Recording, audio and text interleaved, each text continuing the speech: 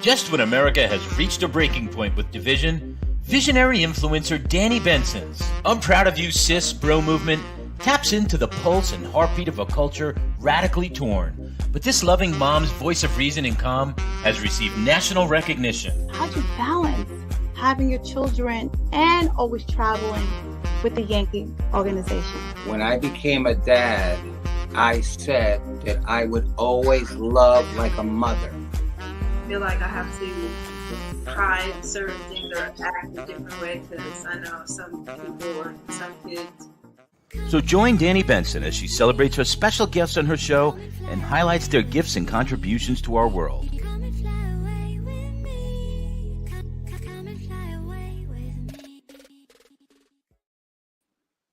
Hi, everyone.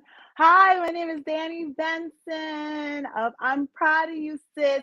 But today we're featuring I'm Proud of You Bro. I'm so excited about this guest who's coming on my show. We got to give him his cigars. He is doing so much for the community. So I wanted him to come on the show. I'm proud of you, bro.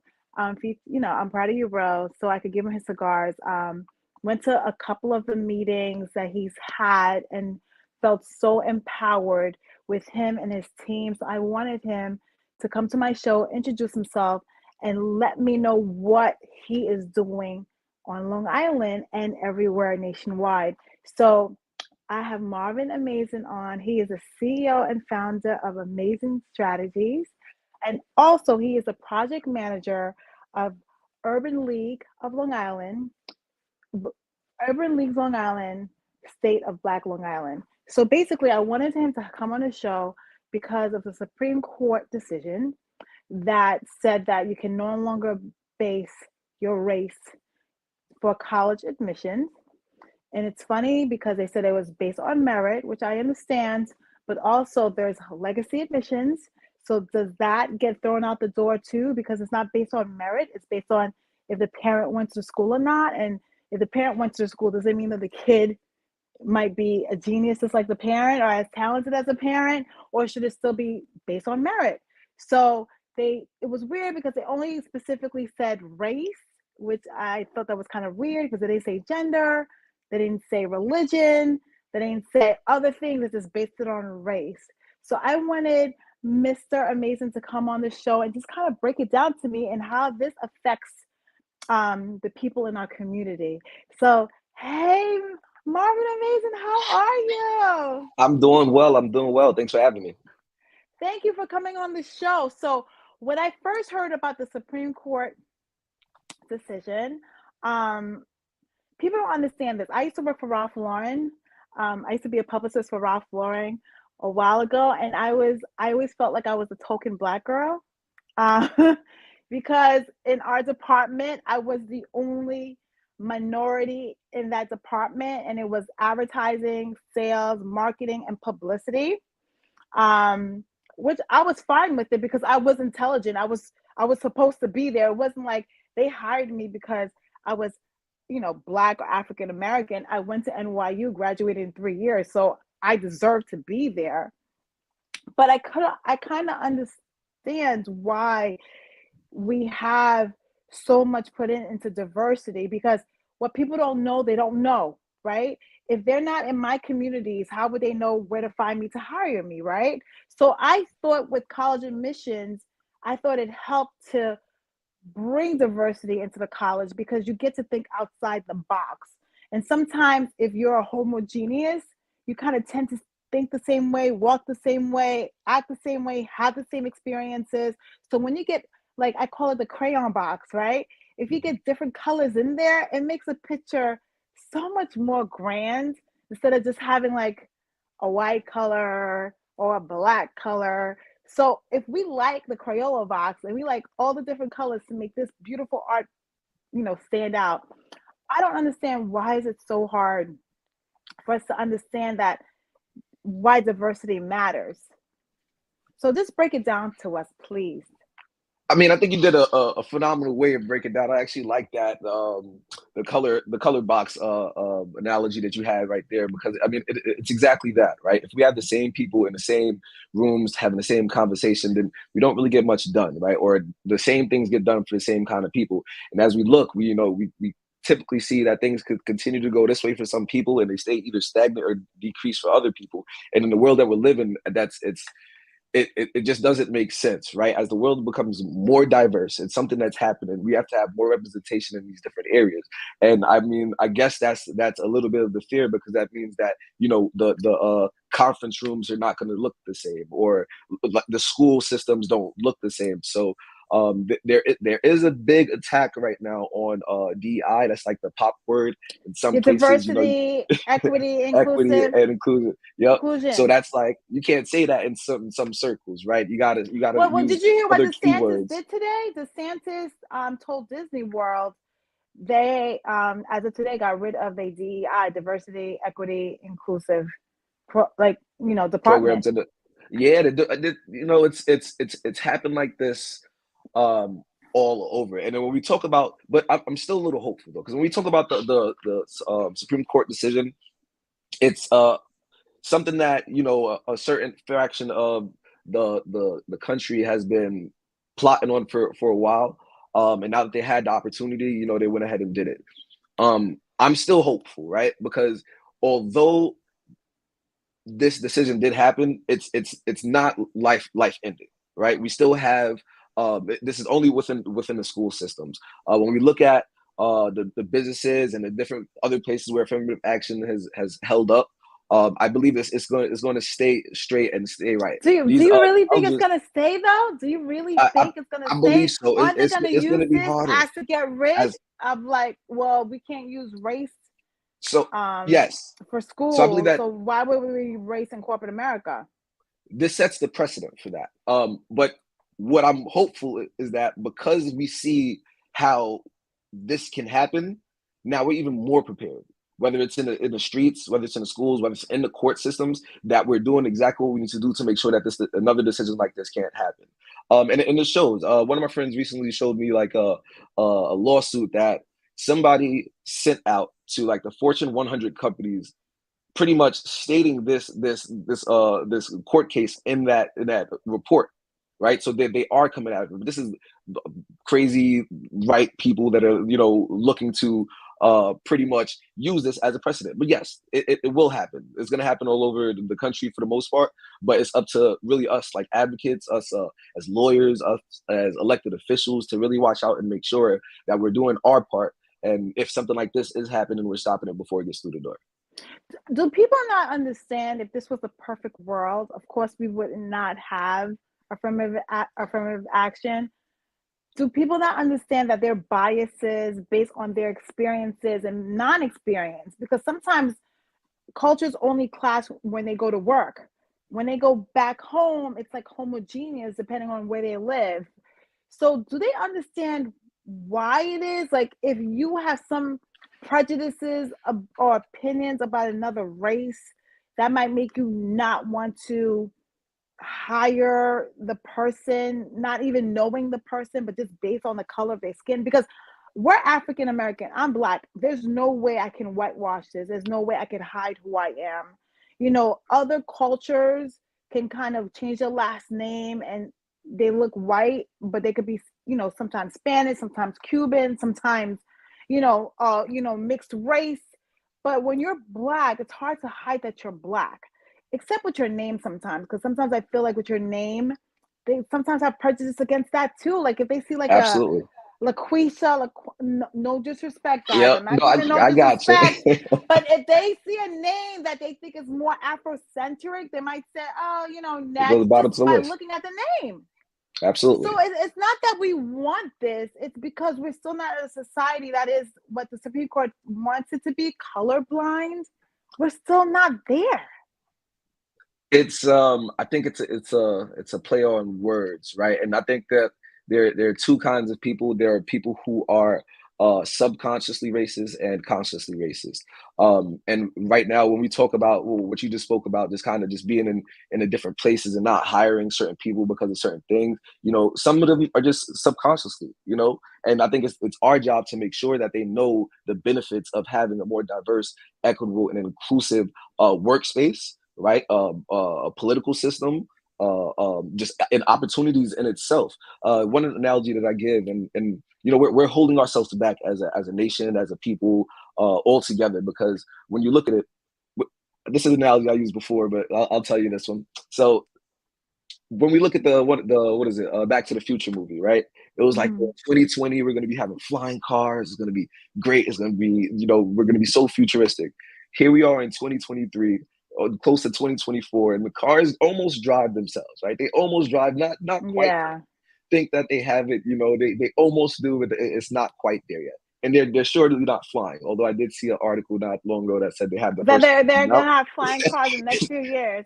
Next few years, but it's still not in that 2022 timeline. And I believe that it could have been possible, but the reason why it's not possible is because that there is a little boy or girl in one of the underserved communities that may have not had the resources in order to get to the next level, in order to get to the college, in order to get into college, in order to really become an engineer and figure out exactly how to make these cars fly, right? So if we start to make the world more equitable, where this person gets the same education as this person and similar opportunities as the next person, everybody's able to find their own, and we're able to create a better world in its own. I mean, that in its own should inspire people to really think about what they're doing, and when they really make policies or bring down judgments that really hurt that ideal utopia that you spoke about before, when they bring down decisions on that, it's indirectly hurting themselves and the future. If they have kids, it's hurting their kids too. So it's also, I believe, an old mindset, right? Because when I look at it, there are some people nowadays that understand more. They understand that well, Miss McConnell is like 81 years old. I mean, Joe Biden is what? Gonna be 84 if he becomes reelected again. Like another 4 years, it's gonna be 84. These are still, a lot of them. Some of them have evolved, and some of them are still from the Jim Crow era. Everyone makes it seem like the 60s was like such a long time ago. It wasn't. Most of the people are still alive. And if they're not alive, their kids are still alive, and their kids were taught by the parents who said no blacks go into the bathrooms. This is not a colored bathroom. These people are still alive. So for the Supreme Court to sit there, especially Clarence Thomas, who we know got in, because affirmative action doesn't mean that I'm dumb, but I'm just coming in because I'm black. Affirmative action means that I am smart. Yep. And because you look at my color, you might not give me the opportunity. So it doesn't mean that you don't belong there. It just means that don't let the color of my skin stop me from being there.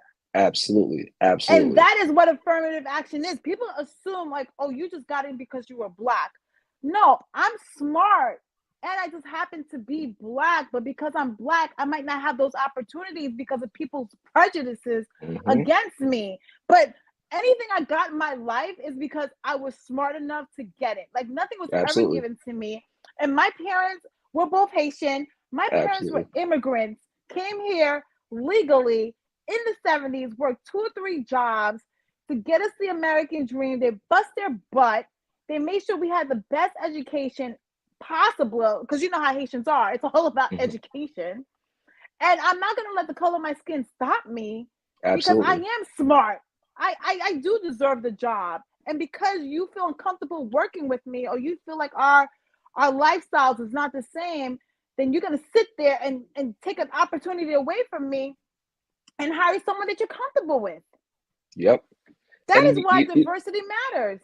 It absolutely is. It absolutely is. And, it's interesting when we think about it, because it's almost like they're trying to wash something away, right? Whether it's in our education systems, whether they're almost okay, really like DeSantis saying that. Okay, DeSantis saying that we benefited from being blacksmiths. Let me tell you something. I have a lot of Jewish friends. Their whole motto is you should never forget. You should never forget the Holocaust. The way that you don't repeat history is for you not to forget what happened in the past so you don't repeat history. Regardless if 100%. America is embarrassed about the choices that they made, the way they treated slaves, the lynchings, the killing of innocent people, the women were raped. That's why you see a lot of mulatto or there's different shades of skin. There was women that was actually raped. You know, Absolutely. how do you sit there? For us to be a stronger country, we have to accept this was our past so we can be better, so we can acknowledge, like, wow, we really went so far left or so far right. But the way that you're whitewashing it, oh, but the kids are going to feel guilty. Well, this is your history. You made the The- choice. You make Listen, it's so can you imagine Germany saying that? Well, we don't want to talk about the Holocaust. Well, this is your history. You had Jews come in and you burned them in the incinerator. And now you're going to tell Jews, well, you benefited from that?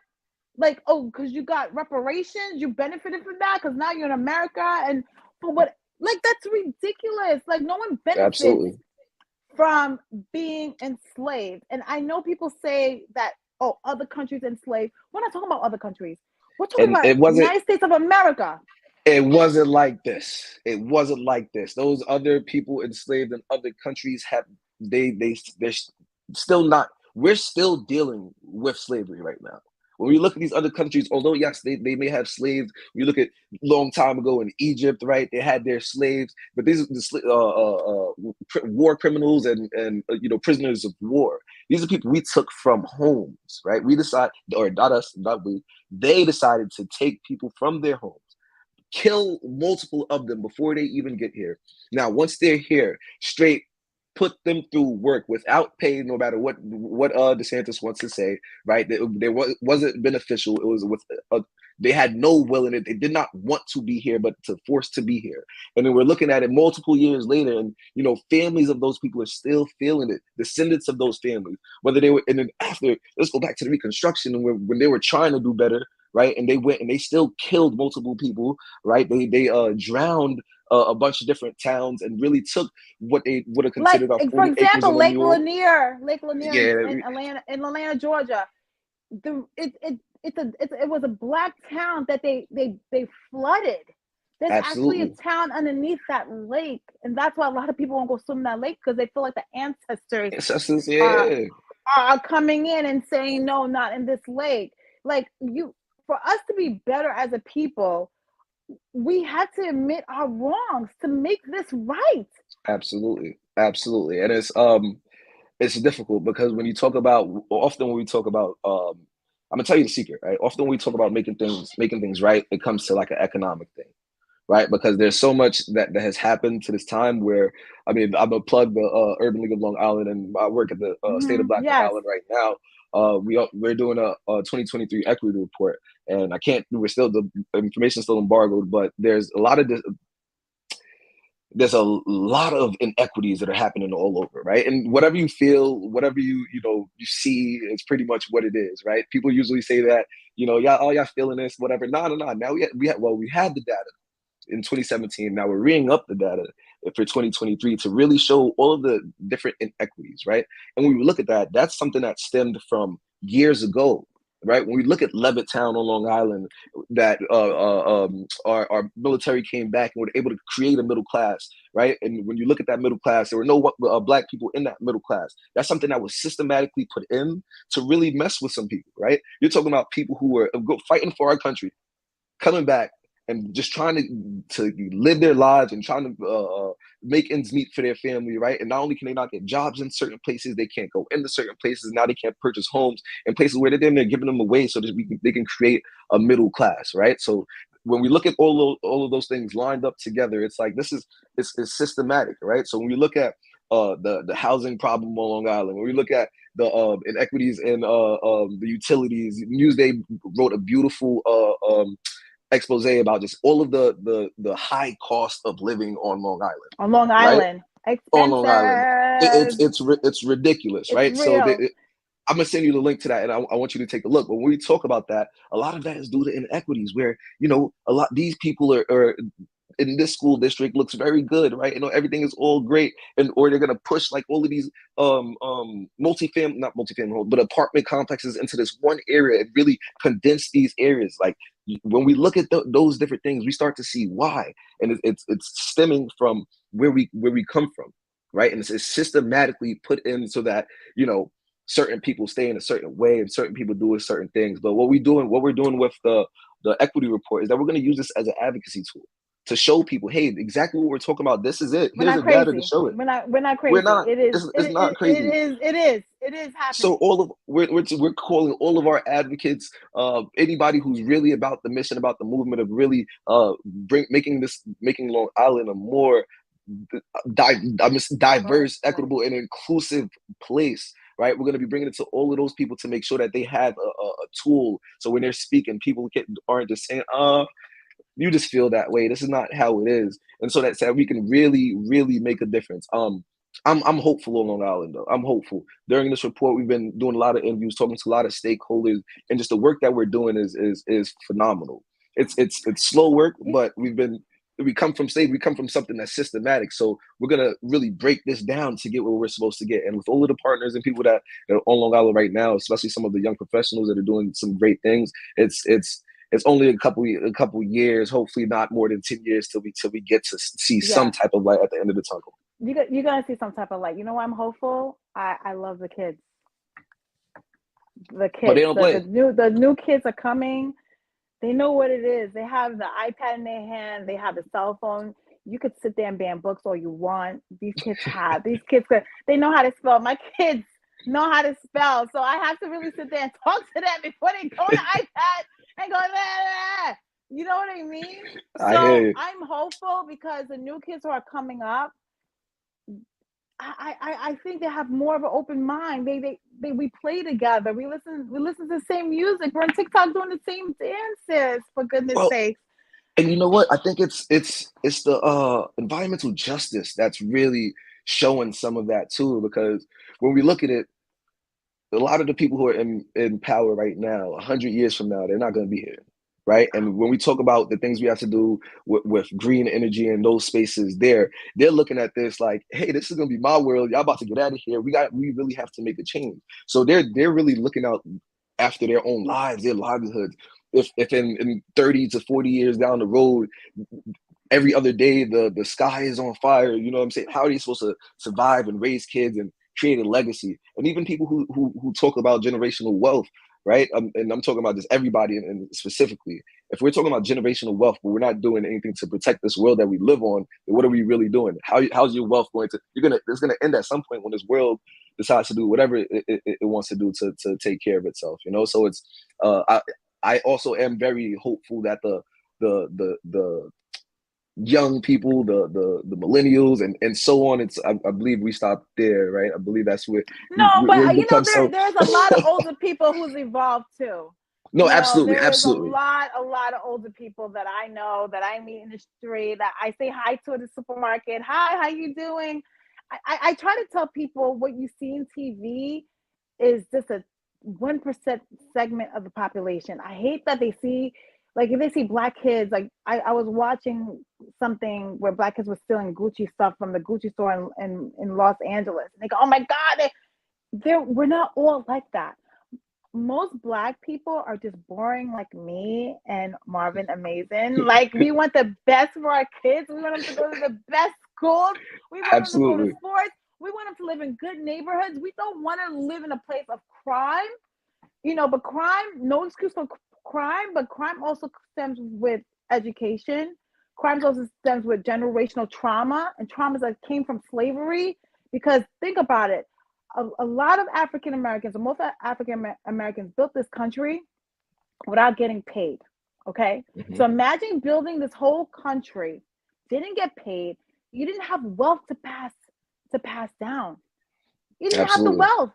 So when you look at people and say welfare, they're poor. If you come from nothing, you can't really pull up your bootstraps. You don't even have boots. It's hard to do that. It's definitely hard. It's hard. And then you said something that really resonated with me too. It's like two things really. The media does a horrible job with us. We know it. they're quick to, and this is why I kind of started getting into this stuff, because I'm from Unionville, and every time I'm looking on the news, it's like somebody gets shot, somebody gets stabbed. I'm like, well, I know a lot of like doctors, musicians, people doing amazing, phenomenal things, and I don't ever see it on the news. See it on TV.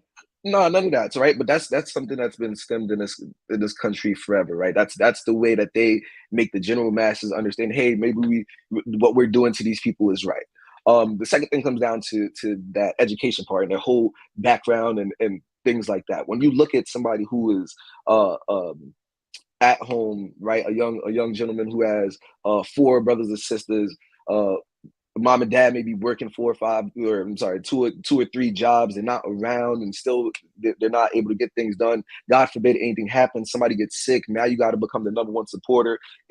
How are you supposed to feed those 4 or 5 kids today, right? And then when we look at the jobs that they're able to get and how they're able to get those jobs, or if they have to go to school in order to get those jobs, so they can't provide for their family now because they're doing they're doing school full time and really trying to make something of themselves, it becomes harder. So what a lot of people do, and something that we have to work on within our community as well, is to have those support systems for those people where they don't need to go out in the streets and do something crazy, so the news don't capture you doing anything like that, right? Because we know if it's 1, they're gonna make it look like 10.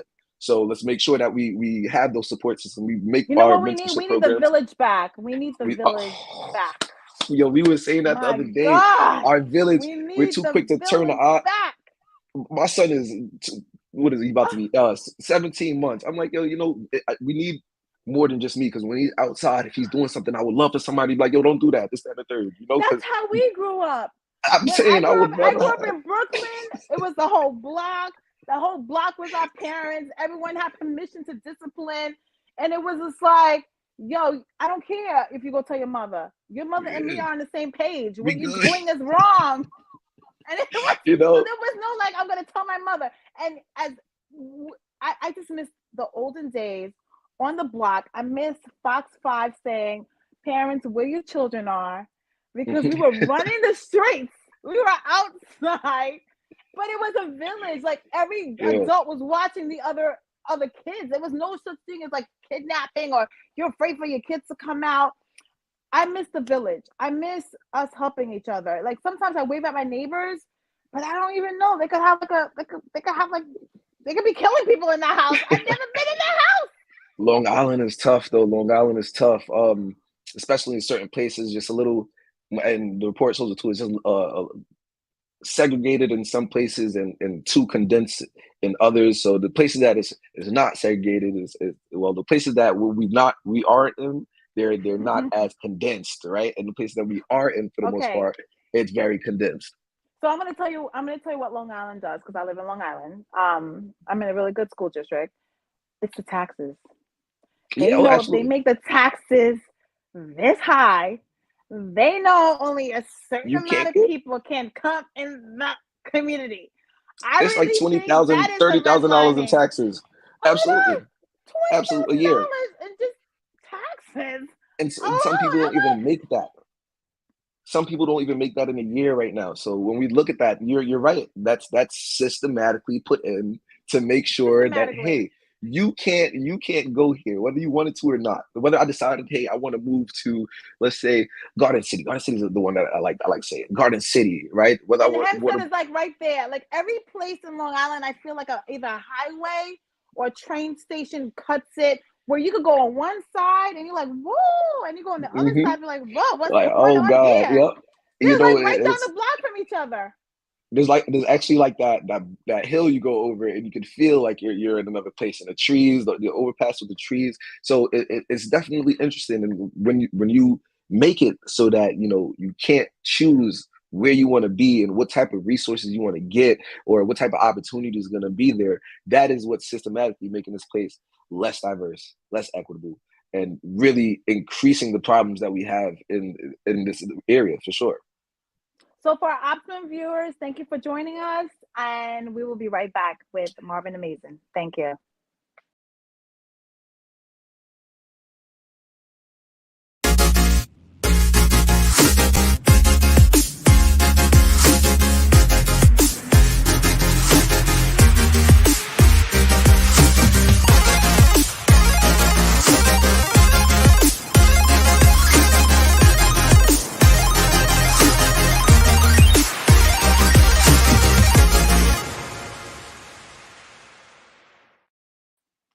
Hi, everyone. We are back speaking to Marvin Amazing about diversity, equity, inclusion in and on Long Island.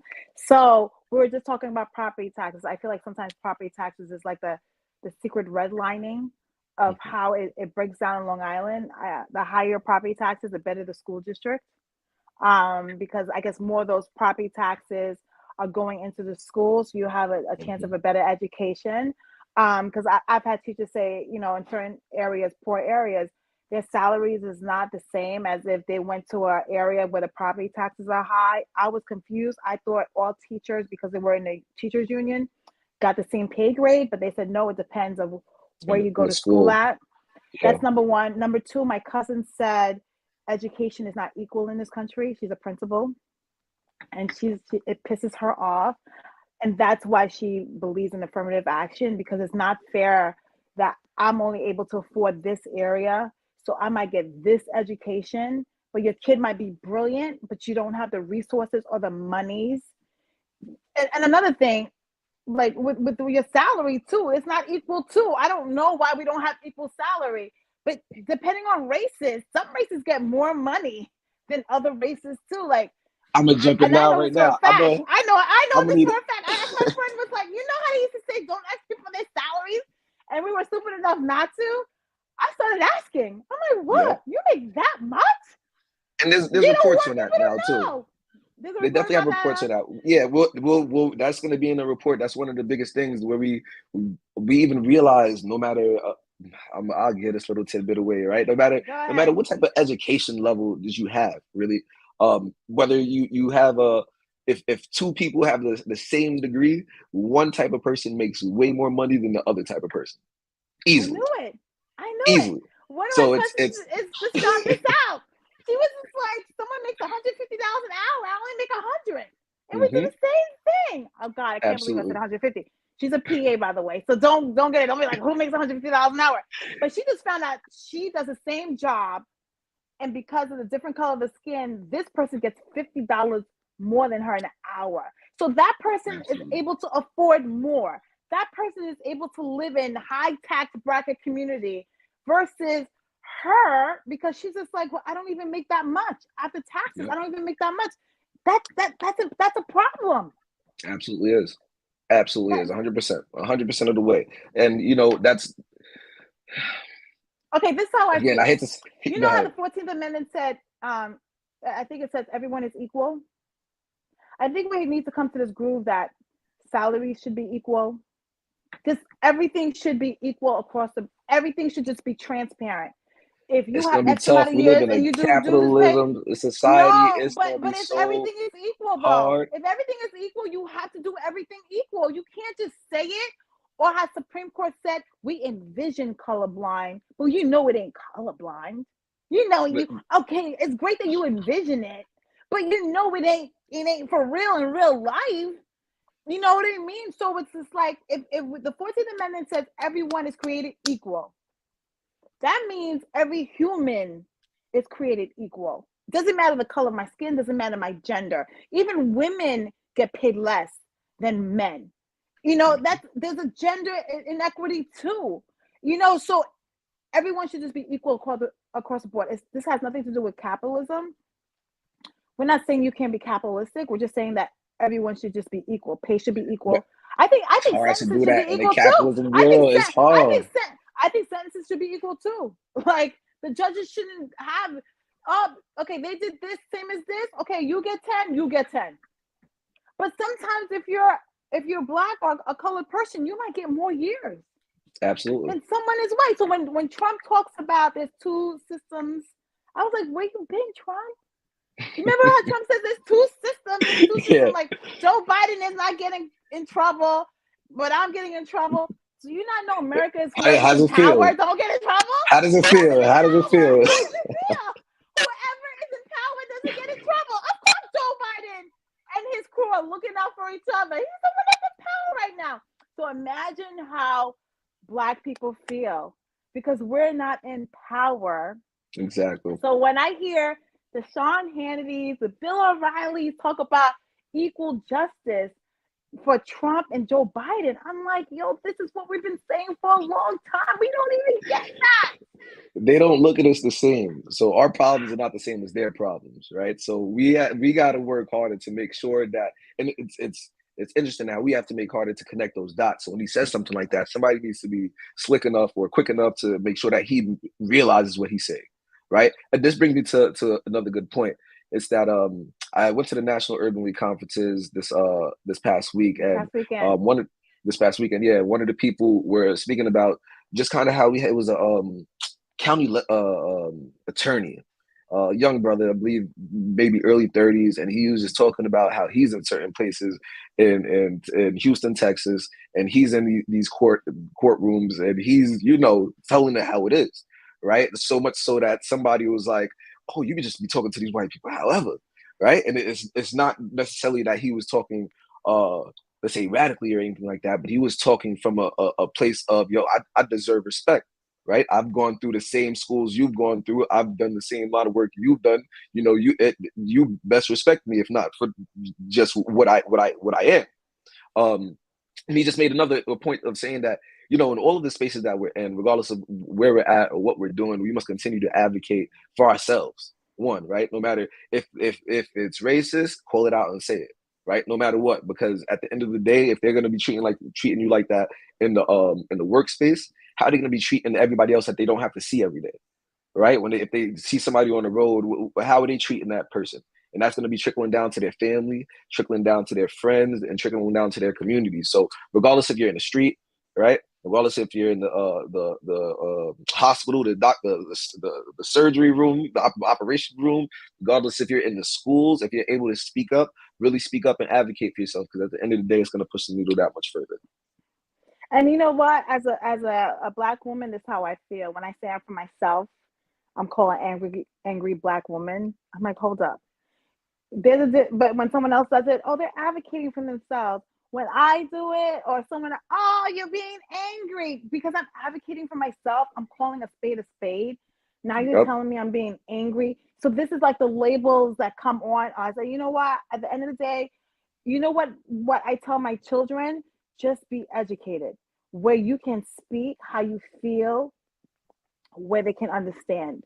Don't raise your voice. Just speak how you feel intelligently, where they can understand. I know what you're going to say, Absolutely. And I think that angry Black woman thing, I think, is something that they use to try to break it down, right? It's like, you know exactly what we're doing. You know it, but nobody wants to fit into that angry Black woman stereotype, right? So what do we do? Instead of really speaking, sometimes we tend to, no, go ahead. You don't have to yell, like you said. You don't have to yell, you can explain yourself so delicately, so righteously, that they're gonna understand exactly what you're talking about, right? And you'll get that point across. So, and if they call you angry Black woman from then on, then they're hurt. They're hurt because they understand what you're trying to tell them. So I often look at situations like that, and if somebody's saying that to somebody, I tell them to go a little harder, because you're getting somewhere. You're doing something, and you're shaking things up, right? And we need a lot of movers and shakers right now in order to get these things done. There's no more of a time where we can kind of sit back. Somebody said it best. If it's not broke, break it. It's the time. Today, it's time now for us to not sit back and wait for it to be done for us, but for us to figure out a way to make sure that we get it done, and make sure that people know that we're doing it and know that we're moving. So what do you think is going to happen with DEI? What do you think is going to happen? Because all these corporations have a DEI department, diversity, equity, inclusion. So what do you think is going to happen? I think it's, as long as we keep strong on it, right, and showing that it's working and progressing and getting into those doors, I'm just going to stay there. They can try to put this in and say that they can either do it or they don't, right? And if they're doing it and they're doing it for the wrong reasons, then you're still helping us out anyway, because at the end of the day, you're allowing us in the doors. Right, you're allowing us in the doors, and it's up to us, really, once we get through those doors, to make sure that we reach back and we pick somebody else up and bring them past those doors. right? So when we talk about just continuing to diversify, it's going to happen because this world is diversified. When we talk about continuing But to make it more America is equitable, diversified. America is diversified. and How are it's you getting gonna more and stop more. it? Exactly. And There's no way of interracial marriages are getting more and more. so it's when we say diversity and you're talking about and you're looking at it as a negative thing, I'm looking at you a little weird because it's like this, we're just getting more diverse. No matter what you say, we're just getting more diverse. And if we're getting more diverse and we're getting less equitable, then where's all the money going? What are we doing with the money? So it's and then so what do you expect this world to look like? All of the places around to be completely nothing, like wilderness and just craziness, and one place to be. I'm going to give you a theory. I really don't think it's, I know this sounds right. I don't think it's racism more than it's social economics. I think, look at my dog right here. Look at my, Oh, okay. yeah, that's a cute one. That's a cute one. Oh yeah, sorry. The reason I say I think it's more social economics because I think like the higher you go up in your pay scale, for some reason I think they see green. They see green. Like think about the Michael Jordans, the LeBrons, the Beyoncés, the Jay-Z's. Do you think they experience racism as they're climbing up in the ladder and I'm a billionaire, you're a billionaire? I think so. It's messed. Really? I think it's that messed up. I think it's that messed up because there's always that connotation that, hey, you're a rapper, or you I played basketball, know you you're a did rapper this, and you music did and that, basketball. and sometimes when you start to rub elbows with different people, it's supposed to create more opportunity, right? You speak, I speak. Oh, here's the mutual connections. Here's how we can help each other. One hand washes the other kind of situation.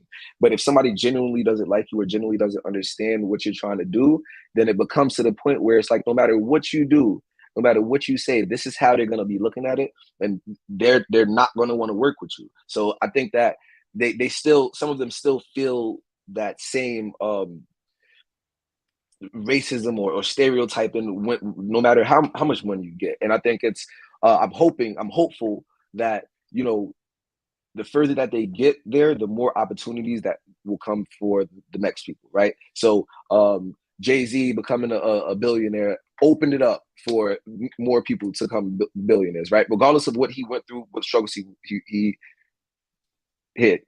He actually wrote it down in his 444 album, right? So he gave us another blueprint in order to and the references, right? He gave us a blueprint in order to move forward, right? So he got there. He's saying here, he reached back, he did exactly what he was supposed to do, regardless of what doors were shut off to him, or what opportunities he may missed out on because people did not like the color of his skin or whatever it was, how he walked, how he talked, or however they felt. He still reached back and was able to articulate it to the people who wanted to listen. Hey, regardless of what you do, here's how you still get it, right? So we got to do a better job of, once we're getting there, you're right, not looking away from our communities, but really helping back. And I think like LeBron James is doing a good job. I wish Mike would do a little bit more. There are a lot of people doing some phenomenal things, but I think it could be on a bigger scale. And I think that they can also use their platforms to help out a lot of the missions and the causes that are happening right now. And the reason I like diversity is just simply this: you get to find out that what you thought was scary wasn't scary, right? Like you get to find out that, oh, you know what? I had a great experience with this Black girl. They're not all like that. I think through experience, the prejudice might lessen, and that's why the younger generations are getting it more than the older generation, because the younger generations are dealing with all different types of cultures. As Indians, Asians, Black, Spanish, this religion, Hindu, Muslim, and they all get to know, like, oh, I go to school with him, he's cool, like, I gotta, it's so I think it's more of the older generation who are still stuck in their ways, who still kind of control and still have power of the whole situation, that the society is still in the stagnant place where America is still dealing with race. Like, I'm like, we are in 2023. I cannot believe that we are still dealing with race. It's like, can we just say we're all humans? Can we just say, okay, we're all human beings, and I'm there's actually bad apples everywhere? I'm gonna double down on something real quick because sometimes when we talk about diversity, we typically talk about like race, right? But when the word diversity means, you know, a lot of different kind of people. So it's like a lot of different sexes, a lot of different ages, a lot of different colors, right? So in order for us And to make gender, things, when you said gender, gender, you said you know, sexist, we, yes. we gotta make sure that at this table has somebody from this generation, that generation, somebody of this persuasion, somebody, you know, of all different kinds of persuasions, because that's going to help us solve problems in a very different way. Right now, there's only a group of people who are trying to solve problems of different people. But if we really bring everybody, I'm saying, you know, whatever you are, whatever you choose to be in your life, but a different person from every one of those persuasions to the table, then you know we'll be a better nation. I give an example. Like it was a corporate meeting, all white men doing a product on a woman's device. Because there wasn't a woman in there, they forgot certain things to put on this device because they're men. They only have this way of thinking. That's why I like diversity, because you get to think outside the box. You get different people in the room to get different ideas to make whatever it is better than it was before. Because you get different experiences. You get this person went through this, where this person, you know, when it's homogeneous, like I told you, like the crayon box, one color, it gets boring. It just Oh colors my! white. It I colors really like white. that analogy. I really like that one. I really like that one. I'm gonna So use you that can one. use it. I'm gonna take You that can one. use All it. right. You All can right, use cool. it. You can Because use it it. makes so much sense, and it's such a creative way to really illustrate that in somebody's mind, right? Whether it's if you opened up the crayon box and this is one white crayon, try white writing Can on a you white imagine piece of paper with the rest. 264 white crayons? You remember the big box? Yeah, I Can know you with the imagine if sharpener. all the Yeah, crayons were 264? Do you know what diversity is? Out of yeah, 264, they put two black crayons in there. They put it's two crazy. black crayons in there, and everyone's like, no, no, there's two crayons in there. It's Meanwhile, it's 262 crayons are all white. it's I find this funny. Let me tell you something. I love all people. I love humans. I judge people of how they actually treat me. So I don't really care what color they are, what religion they are. It's how they treat me, how they treat my babies. So I just want everyone to have a fighting chance, and I want everyone to have an open mind and not feel that you see this color and you automatically think a certain way, or you see this religion, or you see this sex or this gender, and everyone gets these perceptions in their mind. I think everyone should have a chance, and then that means every single person on this earth should have a chance to prove themselves individually, not the group. Not because the mhm. group messes, not one person in the group messes up. Now it's like the whole group. That's an individual person. That's why we have one fingerprint. Everyone has their own Absolutely. fingerprint because I am different from you. You are different from me. So before we leave, let's promote the diversity thing that's going on at Sag Harbor this weekend, because this is going to Oh be shown yeah, on. Yeah. absolutely. It's one of our Urban League's premier events. Going to be happening at the Sag Harbor. Historical background behind Sag Harbor was that, you know, we as Black people, we didn't have any places to vacation. So during the summertime, Sag Harbor was one of the places that, you know, we went to escape from different things. So, you know, to commemorate that, we're going to be going out there. We do it every year. This year we're celebrating the HBCUs. We have a couple of guests as well that should be there. So it should be a very good lively event. I'm excited to go. It's this weekend. It's on August 5th. This weekend, Sag Harbor. Go to the Urban League website of Long Island or State of Black Long Island to get your tickets. Please support a good cause, and everyone is welcome. Am I correct, Absolutely. Miss And I'm going to Mel? plug, oh, yeah. Urban League of Long Yeah. Island.org. And I'm going to also plug our equity report, because if we have anybody out there who is doing, you know, the good work, the movement work, we want to make sure we have a lot of people's eyes on this information so that you can use it any way that you can. So around or on September 18th, we'll be releasing a report. So please make sure if you are out, just follow us on the website, Give us the urbanleaguelongisland.org. handles. Give us the handles. Give us the handles. State We have of 1 State minute of left. Black Long Island, and we have the Urban League Long Island on Instagram as well. So please, yes, follow us and stay up to date on all of our on the movement. Well, thank you so much, Mr. Amazing, for joining. I'm proud of you, bro. I'm giving you cigars. I'm so proud of you. And I am hopeful just like you. I'm because we have babies, so we have no choice but to hope. Yeah, not at all, not at all. And we're doing Yeah, everything we can to make sure we change that. So, but thank you again for yes. having me on your show. Thank you for coming and bye everyone. Bye.